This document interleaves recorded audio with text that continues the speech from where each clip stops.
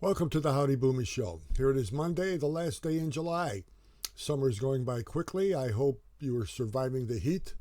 I hope you're surviving whatever rainfall has been deluging this country. And better days are coming ahead. I was unable to do a show Friday.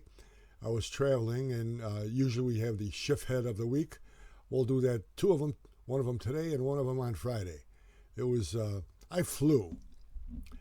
I remember back in the 60s when you went to fly, you dressed up, you put on a tie. It was an experience. Now it's a cattle car. I don't know who to blame for that. I don't know if Southwest Airlines became the cattle car predecessor of everything else by discounting airfares and making people stand in line without reservations and just going from Group A, Group B, and Group C. By the time you got there, it was just amazing. But I sat there today or yesterday, and a person behind me took their shoes and socks off and put them in. I mean, they were right next to me in the aisle. I just thought to myself, what kind of pigs are flying now? This is just absolutely going from an experience.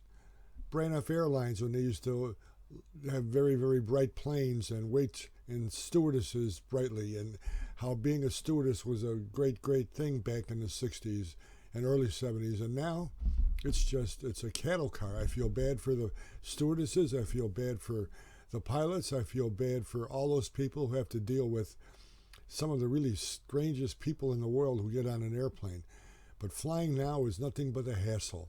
Remember the days when you didn't have to have your body checked, take your shoes off before 9/11? It's amazing what's happened. Just absolutely amazing what's happened. And I don't know. I still think in Israel they don't go through the stuff that we go through as far as checking going on a plane, but they have a different system than we do. They've been under attack all their lives, and they can look at a person and see what's going on. So we should adopt that here rather than all the gizmo that we have, making grandmothers search. It's just absolutely amazing. But flying now has become a hassle, and you're better off thumbing across America. You probably have more fun. Well, today, Hunter Biden's business partner is behind closed doors with the Senate Investigative Committee, and they're going to try to nail Joe Biden or try to make Joe Biden the topic again. Trump is going to be indicted again on something. God knows what. He gets indicted every week. And I'm sure the Justice Department is doing that to keep him on the front page and Joe and Hunter Biden up, but now that's impossible. You can see how corrupt the Justice Department is now by the letter they sent demanding that this kid who's testifying today be put in prison because he has a 1-year prison sentence. And then they said, no, we didn't care. So it's all politicized, how corrupt the justice system is, how corrupt Merrick Garland is, the FBI. The justice system in this country is there for one reason only: protect the Bidens, period.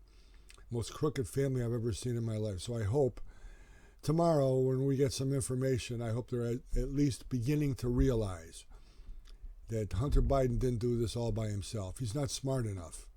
Joe Biden's been doing it all his life, and he's continuing to do it, and he doesn't care. And we could see, I felt bad for some people here. You know, I get old, and the good part about being old is that I'm very, very good at Jeopardy now.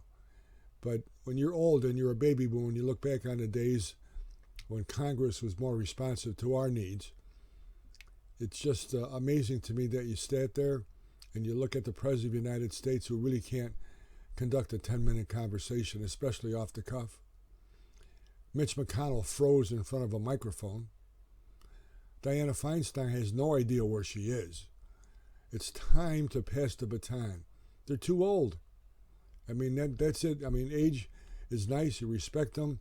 Thank you for your service. But they're doing a disrespectful representation from their constituents. I feel bad for the constituents of Dianna Feinstein. I feel bad for the constituents of Fetterman, the senator from Pennsylvania, who I blame the press for protecting him and why he's there.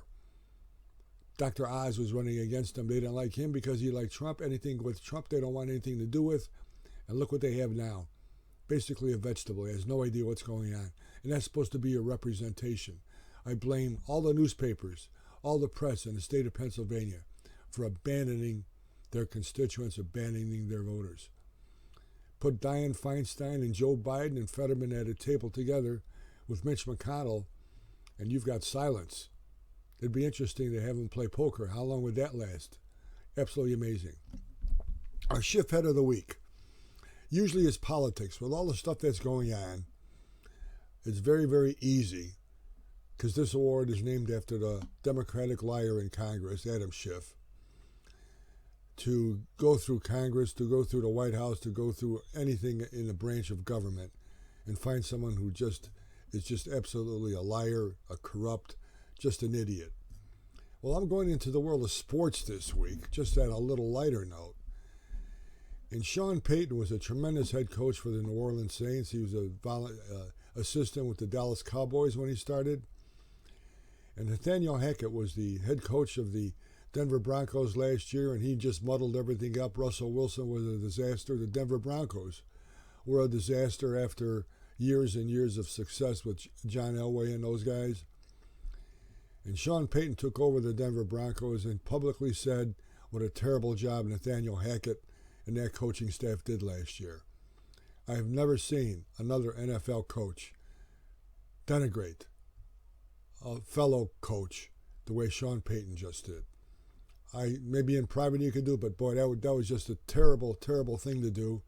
I felt bad for Nathaniel Hackett. Sean Payton apologized when he realized what a jerk he looked like, but today, our Schiffhead of the week, Sean Payton, the head coach of the Denver Broncos. He better be super successful, or somebody's going to jump on his ass and tell him what a lousy job he's doing. We'll see you tomorrow. See what the Hunter Biden, Joe Biden, the Biden family, the syndicate, the Biden family corruption, see what holds tomorrow.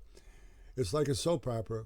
You get beat over the head of it, and how many times Donald Trump is going to be indicted before the debate. I hope to see you tomorrow on the Howdy Boomy Show, the Howdy Boomy Podcast, on the YouTube channel Howdy Boomy. I'll see you tomorrow. God bless you. God bless America.